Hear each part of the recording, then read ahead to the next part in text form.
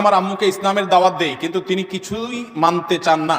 তবে আমার প্রচুর খারাপ লাগে আর আমাকে অনেক কথা বলে। তবে আমি মাঝে মধ্যে রাগ করি, অনেক কথা বলে ফেলি। এটার করণীয় কি? এরকম যদি হয় তাহলে স্মরণ করবেন সাহাবী আবু হুরায়রা রাদিয়াল্লাহু তাআলা আনহুর কথা।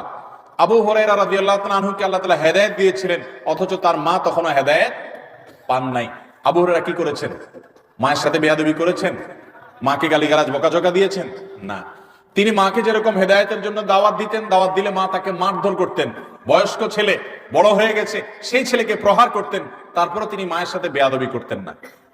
এরপরে নবীজির কাছে এসে বলতেন, ইয়া রাসূলুল্লাহ, আমার মার জন্য একটু হাত তোলেন, আপনি আল্লাহর কাছে একটু দোয়া করেন। নবীজি আল্লাহর কাছে দোয়া করে দিয়েছেন যে আল্লাহ আবু হুরায়রার মাকে হেদায়েত দান করেন।